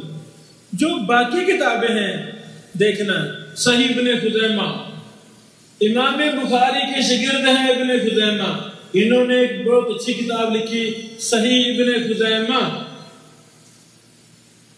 صحیح ابن خزیمہ، ابن خزیمہ کے شاگرد تھے ابن حبان، انہوں نے کتاب لکھی صحیح ابن حبان۔ اسی طرح المختارہ ضیاء مقدسی کی کتاب ہے، منتقى ابن الجارود ہے، سلسلہ احادیث صحیحہ شیخ البانی صاحب والا، اللہ اکبر، صحیح جامع صغیر شیخ البانی صاحب والی۔ شیخ البانی رحمہ اللہ ہماری صدی کے مجدد تھے، اللہ نے اس درویش سے حدیث کی خدمت کا بڑا زیادہ کام لیا۔ حرمین شریفین میں آپ تو ماشاءاللہ بہت زیادہ جاتے ہیں، وہاں بھی آپ کو موقع ملتا ہوگا سننے کا، شیخ حدیث بیان کر رہا ہے، ساتھ کہہ رہا ہے صححہ الالبانی، سنا کبھی حسنہ الالبانی، ضعفہ الالبانی۔ تو البانیہ دمشق کے آگے اشکورد ایک ملک ہے، اس کا شہر البانیہ۔ البانی صاحب سے پہلے کوئی بھی اس کو جانتا نہیں تھا، ایک ہی شخص وہاں اللہ نے پیدا کیا، ایسا وہ محنتی نکلا۔ اتنی محنت اس بچے نے کی کہ مدینہ یونیورسٹی شروع ہو رہی ہے، یہاں ایک حدیث کے شیخ کی ضرورت ہے جو بڑا ماہر ہو، تو ان کی نظروں میں شیخ البانی آئے۔ شیخ البانی صاحب کو پہلا حدیث کا استاد مدینہ یونیورسٹی میں مقرر کیا گیا۔ اللہ اکبر۔ ان کے یہاں آنے سے ایسی برکت پڑی پوری دنیا میں، یہ حدیث کی تخریج، حدیث کی تحقیق، جرح و تعدیل، علل کا علم اللہ نے دوبارہ سے زندہ کر دیا۔ اللہ جہاں بھی تیرا بندہ شیخ البانی لیٹا ہے اس کی قبر پر کروڑ رحمت نازل فرما۔ شیخ البانی صاحب کی متعدد کتابیں ہیں، صحیح ابو داؤد، صحیح ابن ماجہ، صحیح بے شمار کتابیں ہیں، صرف ان میں صحیح احادیث لائے ہیں۔ اسی طرح شیخ مقبل یمن کا محدث، یہ بھی شیخ البانی کے شاگرد تھے، یہ بھی شیخ البانی کے شاگرد تھے رحمہ اللہ۔ ان کی کتاب ہے المسند الصحیح مما لیس فی الصحیحین، اور 10ویں نمبر پر الجامع الکامل فی الحدیث صحیح شامل، اس میں تمام صحیح احادیث کا احاطہ کر دیا گیا ہے۔ حضرات گرامی، بخاری اور مسلم کے علاوہ یہ جتنے بھی کتابوں کے میں نے نام لیے ہیں، ان کتابوں میں جو حدیثیں ہیں ان کے مصنفین کے ہاں وہ صحیح ہیں، لیکن امت کا اتفاق ہو سکا نہیں۔ امت کا اتفاق بخاری پر ہے، مسلم پر ہے، باقی ان کتابوں میں ان محدثین نے کوشش کی کہ ہم ضعیف روایت نہ لائیں، انہوں نے کوشش کی ان کے ہاں وہ حدیثیں صحیح ہیں جب دیگر محدثین نے تتبع کیا اور ترکتیں کیے، مزید اس پر بحث کی، تو ان کو ان کتابوں میں کچھ نہ کچھ روایتیں ضعیفہ ملی، ان پر اتفاق نہیں ہو سکا۔ آج کی نشست کی آخری بحث، اللہ اکبر، چند وہ کتابیں جو پبلک کے لیے لکھی گئی ہیں، مختصر کتابیں ہیں۔ آپ جانتے ہیں پہلی کتاب اللؤلؤ والمرجان، اللہ اکبر۔ حضرات گرامی، یہ کتاب بڑی پیاری کتاب ہے۔ بخاری مسلم کی وہ روایتیں جو بخاری میں بھی ہیں، مسلم میں بھی ہیں، صرف ان کو جمع کیا گیا ہے۔ یہ اردو میں، انگلش میں، دیگر زبانوں میں مطبوع ہے۔ اس کتاب کو لازم پکڑا جائے، اس کتاب کو لازم پکڑا جائے۔ بلوغ المرام من جمع ادلۃ الاحکام، یہ مختصر کتاب ہے۔ ابن حجر اسقلانی رحمہ اللہ نے اس کو بڑے احسن انداز میں اس کو ترتیب دیا، بلوغ المرام کو۔ اتنی یہ قیمتی کتاب ہے، مکہ یونیورسٹی ہو یا مدینہ یونیورسٹی ہو یا بغداد یونیورسٹی ہو یا مصر یونیورسٹی ہو یا بر صغیر کی جامعات مدارس ہوں، ہر جگہ بلوغ المرام پڑھائی جا رہی ہے۔ ایسے شیخ محترم، یہ بڑی پیاری کتاب ہے۔ یہ تو ہمیں زبان حفظ ہونی چاہیے، اردو میں، انگلش میں، جو ہمیں زبان آتی ہے ہمیں وہ گھر میں ہونی چاہیے۔ ایک آخری کتاب مختصر، ریاض الصالحین، امام نبوی رحمہ اللہ کی یہ کتاب ہے، ریاض الصالحین کے نام سے۔ حضرات گرامی، ہمارے اندر سختی آ گئی ہے، دل ہماری سخت ہو گئے ہیں۔ حالانکہ روزانہ ہم میتوں کو دفناتے ہیں، روزانہ ہمارے رشتے دار فوت ہو رہے ہیں، ہمارے دل میں نرمی ہونی چاہیے۔ ریاض الصالحین نامی کتاب میں زہد کی حدیثیں، دل کو نرم کرنے والی حدیثیں، آخرت کی حدیثیں، قبر حشر نشر کی حدیثیں، ہم متقی کیسے بنیں گے، ہم اللہ کے قریب کیسے ہوں گے، ان چیزوں کے متعلق احادیث ریاض الصالحین میں ترتیب دی گئی، اور یہ اردو انگلش وغیرہ میں مطبوع ہے۔ اللہ سے دعا ہے اللہ تعالیٰ ہمیں حدیث کے ساتھ محبت ہمارے سینے میں بھر دے۔ جس طالب علم کو حدیث سے محبت ہو جائے گی اور وہ اپنا مرنا جینا اڑنا بچھونا حدیث بنا دے گا، وہ وقت کا امام اور محدث بن جاتا ہے۔ ہمارے شیخین کریمین دار الحدیث الخیریہ سے فارغ ہیں، یہاں ایک بزرگ گزرے ہیں، ہمارے دور کے بہت بڑے محدث محمد بن علی بن آدم السیوبی رحمہ اللہ رحمۃ واسعہ، یہ حبشہ کے رہنے والے تھے، حبشی تھے۔ میں ملاقات نہیں ہوئی، میری ملاقات نہیں، ٹیلی گرام میں شیخ کے لیکچر آتے تھے، میں وہ بہت سنتا تھا، بہت زیادہ۔ ان کی کتابیں میں نے بہت پڑھی ہیں، بڑا متاثر ہوں۔ تو ساری زندگی حدیث کو اوڑھنا بچھونا بنایا۔ اللہ تعالیٰ نے ان کو دارالحدیث کا کہاں حبشہ، ادھر سے باقی یہاں آئے تو یہاں اللہ نے ان کو استاد بنا دیا۔ پھر حرم مکی میں بھی ساری زندگی حدیث پڑھاتے رہے، حدیث کی شروحات لکھی، لمبی شروحات۔ نسائی کی شرح 48 جلدوں میں شاید ہے، کتنا 42 جلدوں میں نسائی کی شرح، مسلم کی شرح وہ بھی 36-40 جلدوں میں، اس طرح لمبی کتابیں لکھی۔ حضرات گرامی، وہ فوت ہو گیا۔ میں اور آپ، ہم اور ہماری نسلیں بھی محدث بن سکتی ہیں۔ طریقہ کیا ہے؟ ہم اپنے بچوں کو محدثین کے واقعات سنائیں، ہم اپنے بچے ہمارے آنکھ کھولیں تو ہمارے گھر میں کتب حدیث ہوں۔ کتب حدیث ہمارے بچوں کے، ہماری بیٹیوں کے کھلونے ہیں، بچے کھیلیں۔ کوئی مسند احمد کھولے ہوئے ہے، کوئی مصنف عبد الرزاق کھولے ہوئے ہے، کوئی صحیح بخاری کھولے ہوئے ہے۔ جب ہم اپنے بچوں کو قرآن و حدیث کا ماحول دیں گے انشاءاللہ یہ ہمارے بچے کل کے حرم مکی کے حرم مدنی کے استاذ ہوں گے۔ اللہ تعالیٰ ہمیں عمل کی توفیق دے۔ السلام علیکم ورحمۃ اللہ وبرکاتہ۔ جزاک اللہ خیر، احسن جزا، بارک اللہ فیکم۔ سب سے پہلے شیخ محترم کا ہم شکریہ ادا کرتے ہیں کہ اللہ تعالیٰ ان کو جزائے خیر عطا فرمائے، اور اسی طرح آپ تمام دوست احباب جو یہاں تشریف لائے ہیں، بارک اللہ فیکم، جزاکم اللہ خیر احسن جزا۔ کسی بھائی کا کوئی سوال ہو وہ اس حوالے سے، لیکچر کے حوالے سے کر سکتا ہے۔ انشاءاللہ کل کی ہماری جو مجلس ہوگی وہ مغرب کے بعد ہوگی اور ایک عشاء کے بعد بھی ہوگی انشاءاللہ۔ 2 کل دروس ہیں، اور اس میں ایک اور شیخ بھی ہے جو شیخ محترم کے استاد ہیں، حافظ محمد شریف حافظ اللہ تعالیٰ، وہ بھی تشریف لائیں گے۔ اور اسی طرح کل جو طلباء یعنی کہ دار الحدیث مکہ میں پڑھ رہے ہیں یا پڑھ چکے ہیں، ان کے لیے سند عالی شیخ محترم جو ہے نا سند دیں گے ان کو، اپنی روایت کہ میں نے اپنے استاد سے سنایا، انہوں نے صحیح بخاری تک اور پھر صحیح بخاری سے نبی کریم صلی اللہ علیہ وسلم تک جتنا بھی واسطہ ہے، سند صحیح سند کا جو واسطہ ہے، تو وہ بھی ہم انشاءاللہ ان طلباء کو دیں گے۔